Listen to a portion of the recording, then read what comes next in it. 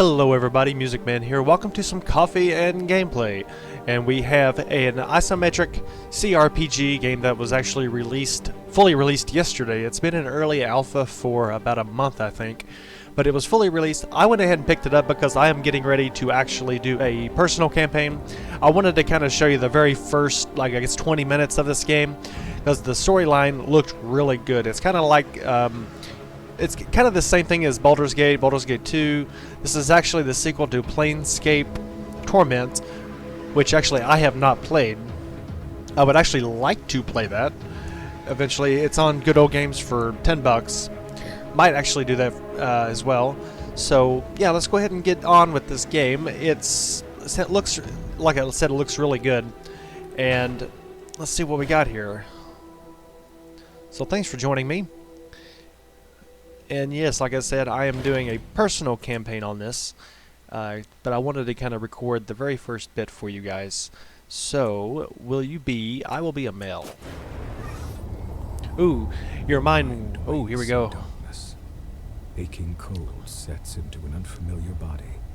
A distant howling surrounds you, louder with each passing second. Insistent and invisible hands slap and tear at the membrane that protects you. Wow. I really like these type of games, like very narrative-driven, story-driven. I love this. It's an involuntary and formless panic. You feel you have forgotten something important. As if it once meant the world to you. But the details slip away as you grasp at them. Okay. You force your eyes open. Let's look at this body. The body is...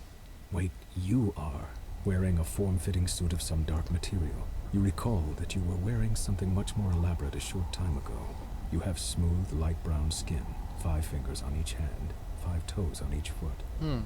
Good muscles, strong but not bulky, and slim hips. Your palms are soft, as if they have not done much labor, but scars and burns on the hands and wrists suggest that you haven't always been careful. Why can't you remember this? That's interesting. Without warning, the cocoon that surrounds you shreds and tears away. Oh. You are falling. Above you, a small moon is slowly collapsing in on itself. The world is many kilometers below you. Let's flatten out to catch the wind. You spread your arms and legs, and they respond sluggishly. You stop tumbling head over heels. Though you are still spinning laterally, that motion has calmed as well. And you have space to assess your situation, and perhaps to understand the predicament and the body in which you find yourself. Below you, you see a large landmass. A massive ocean dominates the rest of the visible globe, dotted here and there with island chains. Small moons, unusual structures, and strange machines rush past you in glittering profusion as you plummet toward the ground. Wow, the narrative is really good already. Let's try to remember what happened. It's hazy. You were in a tall passageway, its sides slicked with dew, the air warm and moist, as if you were caught in the breath of a giant organism. You remember fleeing in fear and exhilaration, laughing through the terror. What was it that pursued you? What was it? Something ancient and cold, its coiling power the promise of oblivion. Its shadowed tendrils struck at you, and the walls where they landed were torn apart utterly, destroyed beyond any hope of repair. You leapt into a membranous cocoon and fell from the station, the moon, and then you were empty. But who were you? What was that creature? A word surfaces in your thoughts, and you seize it before it vanishes. Sorrow. Sorrow. The world fills your sight. You're about to hit. Oh God. Try to stop the fall one last time. Plummeting. If it's any consolation, the dizzying fall will be over shortly. You see a small glassy dome inside the littered bay, 2 figures outside it. One of them points his arm at you and a riot of colors tangles your fall, slowing you, but not enough. You crash into the building, and as your consciousness winks out, you hear the sounds of the structure collapsing around you. And then? Darkness. Oh. Damn. Man, really, the storytelling is really good already. Oh, look where we're at. Oh my. This is interesting. So we got move, yes. Okay. Where we interact? Okay. Jumbled thoughts, clouds your head as you study the empty bowl before you. Drops of liquid fall from the ceiling, spattering on the ground next to the bowl. The light from every drop is reflected in the bowl's rounded hollow, as if it hungers for that light and needs to be filled, yet the bowl remains dry. Another drop falls from the ceiling and splashes across the pylons, wasted.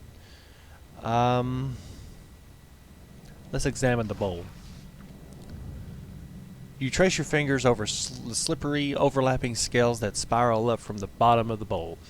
The sharp tooth rim plucks at your skin. It's going to be tricky to move this bowl without slicing your fingers on the edge. You might have to put some effort into it. Reflected light streaks across the surface of the bowl as another droplet falls from the ceiling. Well, don't touch it! Jeez. Let's try it. Oh my god. You've encountered your first task. You have 3 stat pools, might, speed, and intellect, that you can spend to increase your chances. Okay, to more easily move the bowl in front of you, use that to spend might for a higher level of effort. Okay, let's do 100%. Success! You carefully take hold of the bowl, avoiding the teeth of the serrated rim. With a deep breath, you move it over the glowing pool of fallen light. Oh my.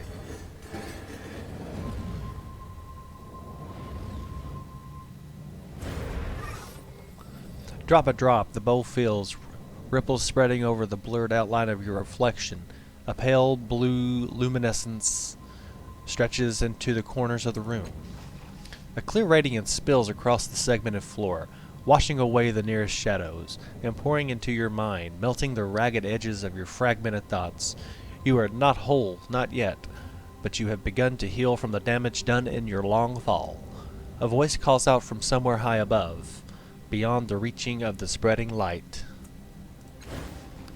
Where? Okay, hello, you were still alive down there. You're up here. Ah. Zoom. Okay, thank you. I got that. Let's go over here. Okay, so we got other stuff. So I've never really played anything like this. I played a little bit of Baldur's Gate, and I played Pillars of Eternity. I've got that game. I really want to actually play more of these games because they're really story-driven and really nice narratives. Let's interact with this thing. As soon as you touch the orb, a memory floods your mind. Ooh, you stand in front of a rusted door. The air is humid and dank. You've had moments respite from this water, logged hell. A bubble of stale air, your resting point. You've breathed water before, and you've lived decades beneath the waves, but this body's an air breather, and the constant pressure has been crushing you ever so subtly. Worse, your companion's mind seems to be wandering from the task at hand. He's a genius with machines, as well as you know, but now he seems distracted. The device in his hands is covered in knobs, wires, and antennas. He believes it can get the two of you through the corroded door, but he's merely staring at it. Perhaps he's lost faith in his invention, but that is hardly your concern. This mission cannot be delayed. It must proceed. Can we deceive him? Your words echo clearly, and he looks up, surprised. As you cut through his indecisive gaze, he grimaces and says, "All right, we'll be through the door before they catch up." His fingers make minute adjustments to the knobs and blinking levers of the device, and the stale air of your bubble freshens as the door swings open. A dark hallway lies beyond, a passage that links the water-bordered cells and the aquatic viewing areas. What you seek lies there. Moments later, you're underwater again, your hands closing around a strange yet familiar artifact. You need it to complete something. It hovers above a pedestal, rotating in the dark water. An electric current runs through your fingers as your hand crosses the vertical plane of the pedestal, and an iridescent field coalesces so fast that the wave of pressure dazes you for a moment. The rising pulse of a sonar alarm ripples through the water. The guards won't be far behind. Oh crap. Can we use the lever to stop them? Use the device to stop them. One of the ciphers in your belt. Try that. You run urgent fingers through the device. The device is fastened at your waist. A fog rising in your mind. A few can be used against the guards, but it will also turn your skin to synth-still. Ooh. Or the surrounding water to boiling wax. Hardly ideal. Finally, you find a small silver spear. Setting the sphere in place, you kick desperately for the safety of a nearby alcove. The sphere whirls and unfolds into a spiraling vortex. The sphere at its center speaks a few polite words in an ancient language, then begins draining the surrounding water into itself at alarming speed. The approaching guard shouts. Then they scream as they too are sucked into the whirlpool and ripped to pieces. Oh my. You allow yourself a fleeting smile, but are all too aware that more alarms are going off in the distance. The memory begins to fade, as if you were being drawn backward through a tunnel, and you hear more pylons rising from the pit. Something is wrong. The events within the orb have settled into the gap in your mind, but the edges of it are rough, as though the memory itself is not truly yours. There's something else, a gust of sour air pulling at you, like a predator inhaling the scent of its prey at the far end of the dark, whispering field. Oh my. Oh, we got something here. Oh wow. Okay. Let's go. There he is.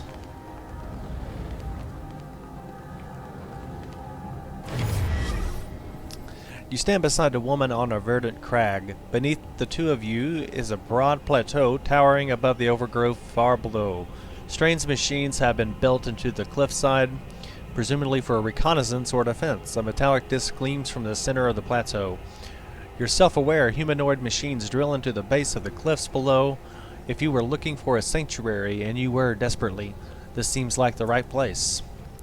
I don't know about this, the woman says, her voice flat, neutral. Her voice is turned away from you. What makes this place any more secure than the other ones we found? Let's see, use your charm. Let's draw her attention to the hidden details. You shade your eyes against the bright sun so that you can point out the thin bands radiating out from the metallic disc. How the energy from those bands affects the local fauna, suggesting an enormous source of prior world energy. She thinks deeply. It's geologically sound? Have you run the sounding samples and checked the strata?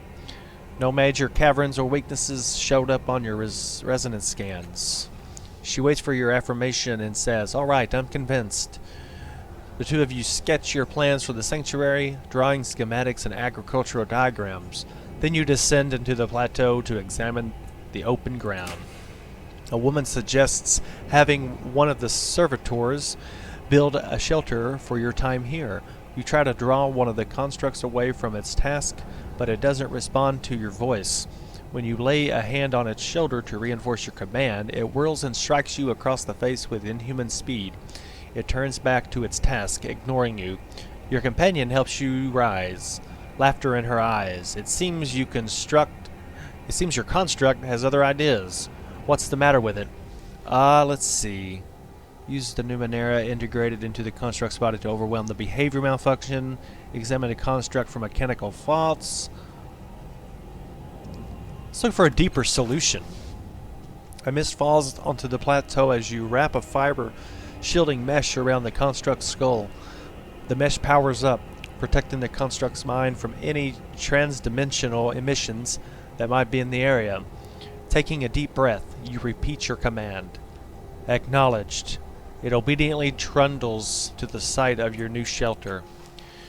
The image freezes, then fades, and you feel the memory filling the gap in your mind. Block by jagged block, you stagger, clutching your head, reclaiming your memory hurts. And once more, there's something else. Hairs lift, one by one, on the back of your neck. Something beyond this room can sense what you are doing, and is haunting you. Or hunting you. Same thing, damn it. Oh, wow. Oh, here we go. Here he is again. Damn. This is intense. I'm digging this. What happened here? A vision of a city springs up around you, your city in flames and under attack. Her defenders have fought and died all day, and still the attackers keep coming. They fight as if your destruction were demanded of them. They take nothing for mercy, surrender, or plunder.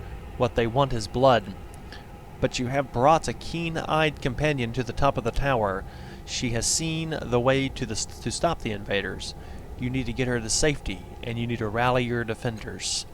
But even as you turn towards the door of the tower, two of the attackers descend from a hovering machine.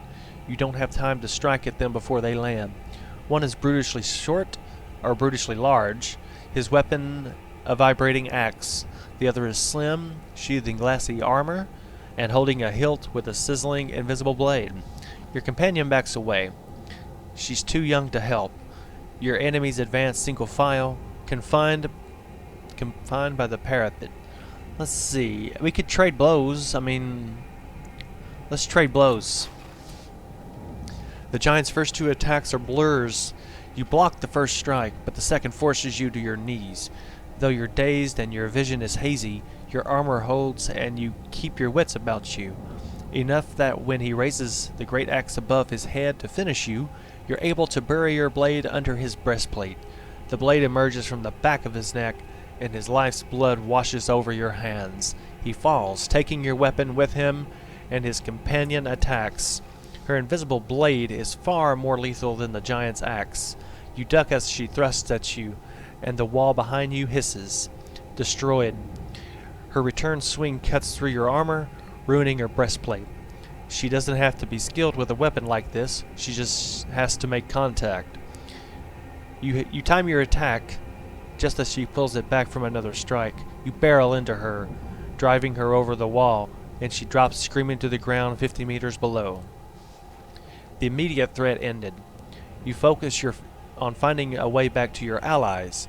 You open a tower door and rush down the stairs. The door at the base of the stairs is slightly cracked, opening just a bit into the hall, and you hear more of the enemy soldiers beyond. Damn, there's more of them. Let's hurl him and knock him to the ground. You charge through the dim shadows, dropping your shoulder into the door at the last minute. It bursts open. Halfway through its arc, it crashes into the pair of enemy soldiers, scattering them. You race through the door, blade in hand, and you dispatch your stunned foes before they have chance to move. Their blood begins to pool the hallway. The memory begins to fade, and you find yourself back in your own body. Your temples throb and with the racing force of your heartbeat, and the reclaimed memories blaze within you, like a bonfire on a mountain peak, visible to every predator for kilometers around. A tremor rocks the floor beneath you, as though a massive fist has struck the room itself. Swaying on your feet, you see frantic movement within the borders of a mirror at the edge of a room. Oh my. Alright, let's go ahead and get in there.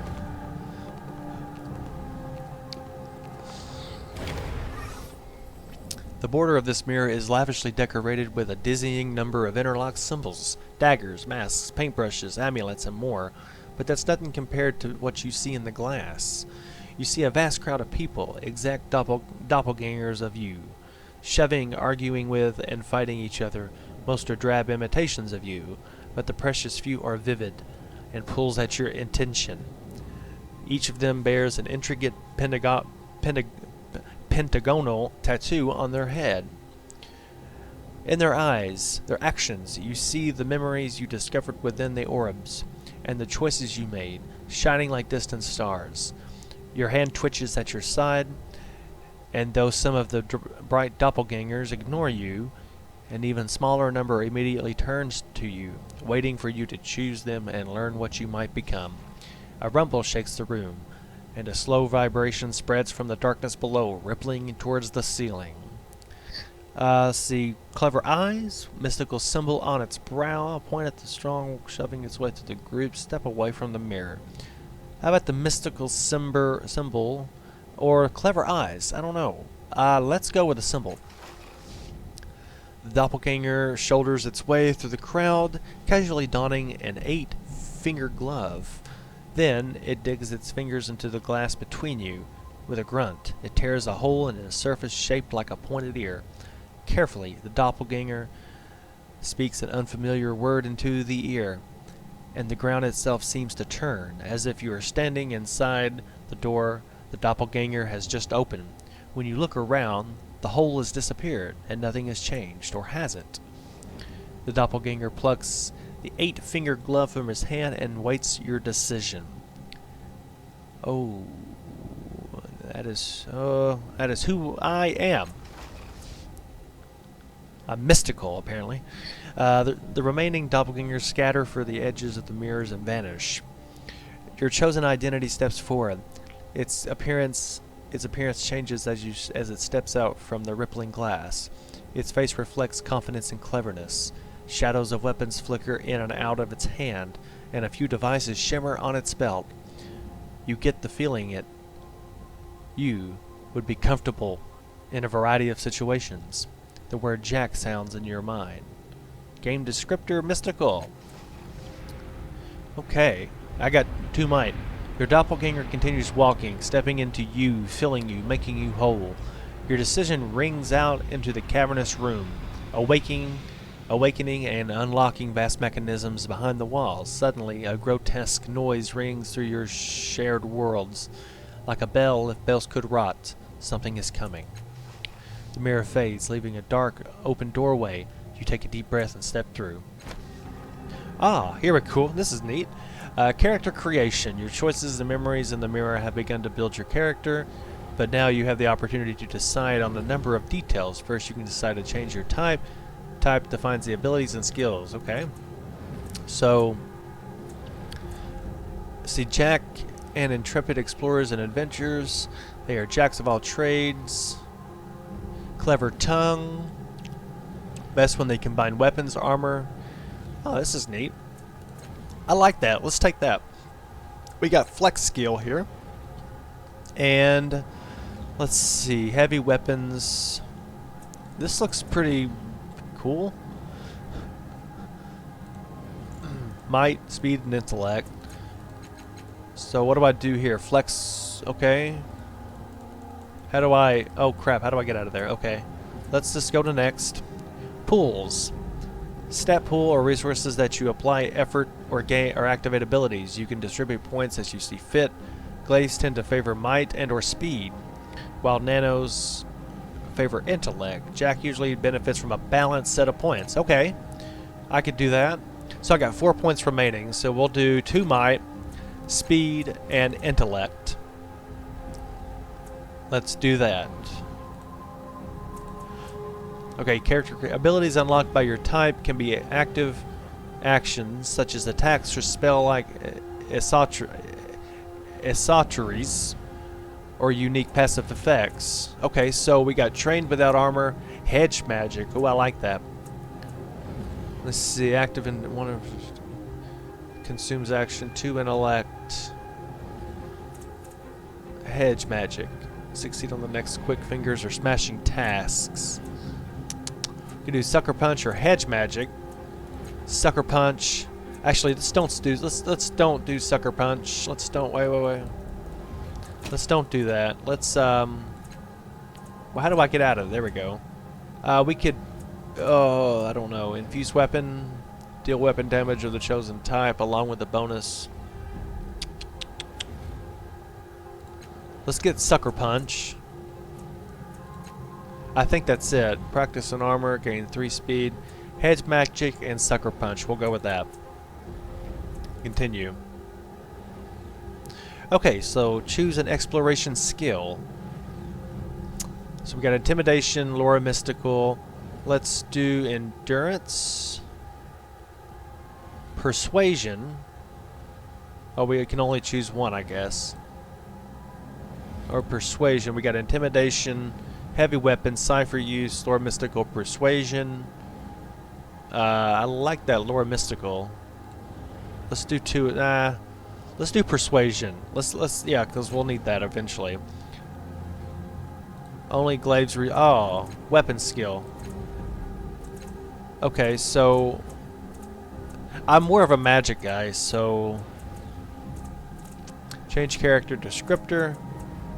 We could do intelligent. We could do mystical. Yeah, that'd be cool. Just change the last cast off's character type to descriptor. Let's do it. Let's see what we got here.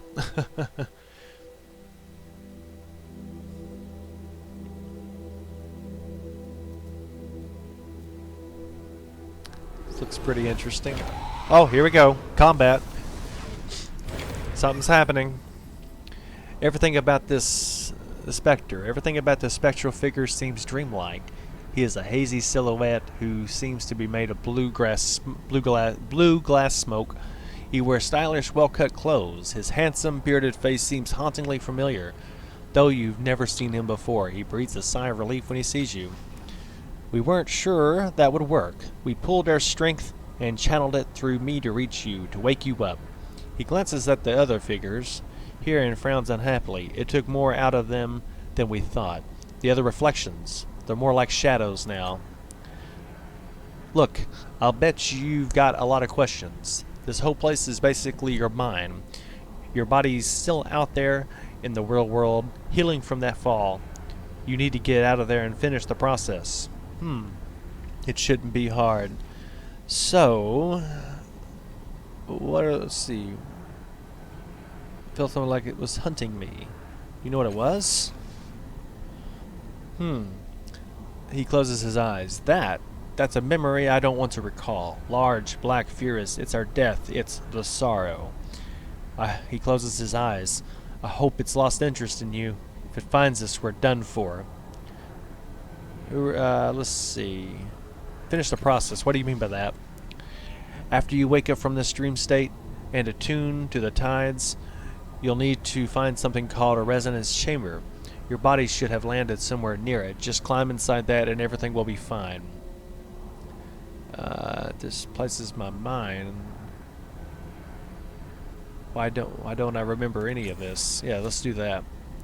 It's your mind. A construct built to, I don't know, share thoughts, store your true self. Wait, you know how people say, in the first place. This is definitely the first place of your memory. Well, it was the first place for me anyway. You'd probably know better. Since it's yours, if you don't remember now, maybe it'll come to you later. Okay. How do I know all of this? He throws up his hands in frustration. I'm just a part of you. I look at you and I know this place was made for you, for us. And I remember pieces of knowledge that come to me when you ask your questions, but that's all. Let's see. Tuned to the tides. What do you mean? Tides are like a force, like gravity or magnetism or something, except they respond to people's actions and perceptions. Your body, that is, your body in the real world, needs the tides to survive. It's not something you need to worry about. Your body will attune as it wakes up. What's a resonance chamber? I remember pieces about it, but not the whole. It's a crystal sarcophagus. I remember it having 5 mechanical arms around it and a metal ring set in the floor. I think we were aiming for it when we fell. When you open your eyes in the real world, it should be nearby. Okay. How do I get back to the real world? There's a portal down there. It'll take you back to your body. Just step through it, and the whole tides thing should take care of itself. He crosses his arms. When you wake up, find the resonance chamber and activate it. Then we can... Well, what in the hell's that? Oh my god! Uh-oh. This sucks. God, it's the sorrow. Alright. The sorrow is anchored to those reflections. It's devouring their power. We have to get rid of them, destroy its anchors, or else the sorrow will erase us forever. Crisis initiated. Okay. A crisis begins when you enter into a dangerous situation. Crises are turns-based. Encounters where you can fight, sneak, manipulate the environment, or walk away out of trouble. Each turn you can take that attack action. You can also make one move. Reflection near you. Kill it. You'll loosen the sorrow's anchor. Okay. Attack an enemy and move into a position. Let's attack that. Effort. Okay, let's do effort. Let's do 85%. Yes, we did it. Critical hit.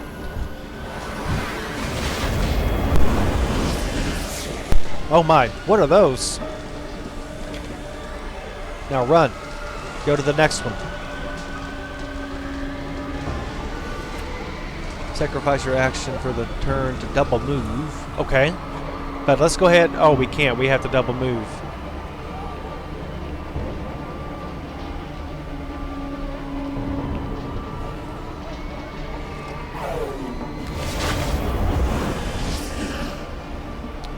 Whoa, that's scary. Alright, let's go and take that. It also increases the damage you deal. Different weapons and abilities gain different amounts of bone. Okay. Let's do 85% again. Got it. Nice. The Sorrow's turn. Sorrow infection. What is it doing now? It's infecting it somehow. Okay, Fettles. Fettles are temporary conditions or status effects that can improve or reduce a character's stats. Sorrow has displaced a Fettle on the remaining reflection. You can't remove this Fettle, but you may find a way to overcome it. Well, that sucks. Let's see. We could do hedge magic and attack. Ah, damn. We have to end turn.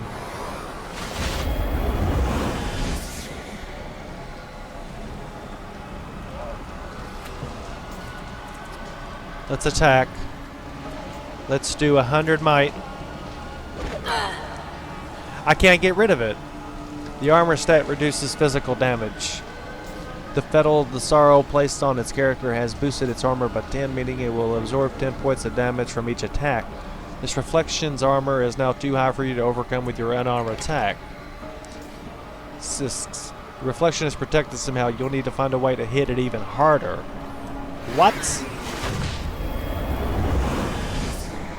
Well, what are we supposed to do? Grab that piece of mirror glass. It might have enough residual energy to kill the Reflection. Oh, here we go. Now let's pick up the sloot. Okay, take off. Activate an item. Left click on the item's icon in the bar above your portrait. Where? There it is. Okay, let's try it. Oh, nice. Awesome.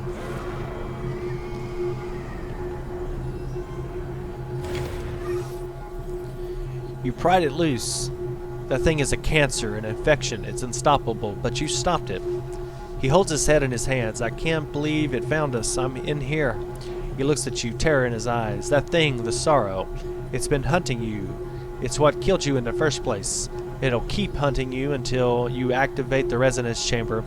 I didn't remember it till I saw it, but that's why the chamber is so important. You have to get back and activate the chamber before it's too late.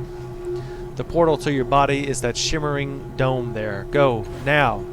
Go, now. Oh, this is cool. Man, this is really good. Like, the narrative is so spot on. Oh, we got two people Where did here. he fall from? His body smashed to talk. So wonder he's still breathing. All I saw was the corona, not his origin point. But look, he's healing already. Spontaneous regeneration. Well, you look at... Wait. I know that face. Whoa. What was that? What did you do, Calestige? His tone has become accusatory, suspicious. You open your eyes. The first thing you notice is this man's kaleidoscope of tattoos writhing across his forearms. He wears a long dark coat, belted at the waist, supplies filling in the pockets. His boots are worn and stained with years of travel. You blame me? He admitted an internal physiological reaction in response to the fall, probably related to the fantastic healing process. Obviously, Allegern.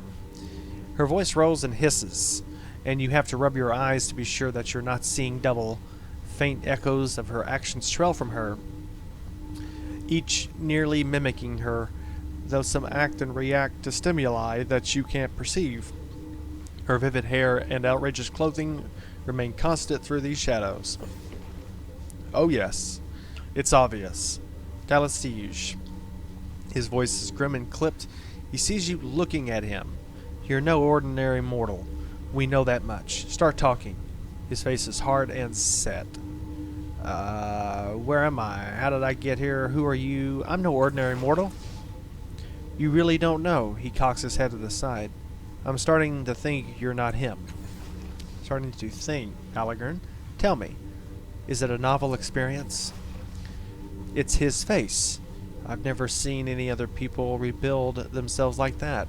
Only the changing god could have healed so quickly. He sighs and rubs his face, trying to regain his composure. Maybe you could help me for a change. You know what this means to me. You're familiar with the word changing, Allegern. It implies inconstancy. Thus, the changing god may well have changed. Several versions of her shrug, and she addresses you. You'll have to forgive him. He believes you someone he once knew, even though it's painfully obvious to anyone that you are newly born. Her most solid self curtsies, while others bow or spin. I and my sisters am Calastige. This is Allegern. We are explorers, knowledge seekers. That's how we came to be in this room. If I'm not mistaken, you are what we call a cast-off. The changing god created you, body and mind. Your sire used your body for a time, then abandoned it for reasons of his own. When his mind departed for a new experience, you were born in his cast-off shell. Oh, where are we? A sanctum of your sire's. The common belief is he has several such places throughout the ninth world, possibly other worlds as well. We were only just able to gain entry into this one because of your grand entrance. Who's the changing god? That's something coming from you? Well, guys, let me see if I can... No, I can't go. Well, we'll finish this up here. She gives him a sidelong glance. The changing god is your sire, dear. He discovered a path to immortality long ago, a means to transfer himself to a new body of his own creation. So this is the story. I don't think he knew, however, that when he abandoned one body, another mind was birthed to fill the void. Oh, he knew all right. He eyes you up and down coldly. The only thing that changing god cares about him is himself. He doesn't give a single thought for those he left behind. See, where are the cast-offs? Dozens, hundreds, who can say? Your sire has been doing this for several centuries. Though, if all of them were born the way you claim have been, it's a wonder any of them survived. Why am I not dead? I used a cipher to slow your fall further, but the damage still would have killed an ordinary person. But think about it. If you're the kind of person who can make your body into anything you want, what do? If you constructed bodies for centuries, you want to make each one better than the last. You want to live forever. You're not going to let your life end by accident. No. You'll make strong bodies, fast, powerful. Maybe throw in regeneration while you're at it. The changing god has always been vain. He rarely stays long in a shell that doesn't suit his self-image. She looks you up and down, her smile suddenly unnerving. Perhaps the changing god fled because he didn't want to wear those scars of yours. I want to ask you something else. Of course, child. You must be so disoriented. Yes. Anything that can? An excellent question. Having seen your regenerative abilities in action, I suspect they are primarily physical. A regrowth. If that's the case, you'd be unable to survive most varieties of psychic or molecular decomposition, disintegration, conflagration, and so forth. Degenerative disease could pose a problem, and I know several entities capable of psychic destruction. Ooh, as she speaks, a vision flashes into your mind. It's not yours exactly. Somehow you know this is a memory of the changing gods. You are in a dark room, lit by a myriad of blinking lights and holograms from the many machines surrounds you. What about a body that can withstand the sorrow's attacks? Says a voice. It seems to be coming from one of the machines. No, you reply. The thing has no respect for barriers of any kind, physical, temporal, psychic. This is the only way. With a series of gestures, you bring up an image of the crystalline pod. If the resonance chamber works, it will give us the power to stop the sorrow's hunt once and for all. We need the right focal point, a catalyst. The memory fades. Castellige is still talking. You realize that the device you saw in the memory is identical to the one behind you now. It looks just like the Spectre had described it. A transparent sarcophagus inside the crystalline dome, with mechanical arms arrayed around it on a metal ring. Unfortunately, the dome is shattered. The sarcophagus is cracked, and one of the arms is in pieces on the floor. Whatever its function, it clearly needs repair. Or flesh-eating viruses. One presumes disfigurement by the iron wind would likewise be devastating enough too. I think he gets the point, Castellige. Okay, she's just talking a lot. Let's see, do either of you know about the sorrow? I've had my share of sorrow, but never the sorrow.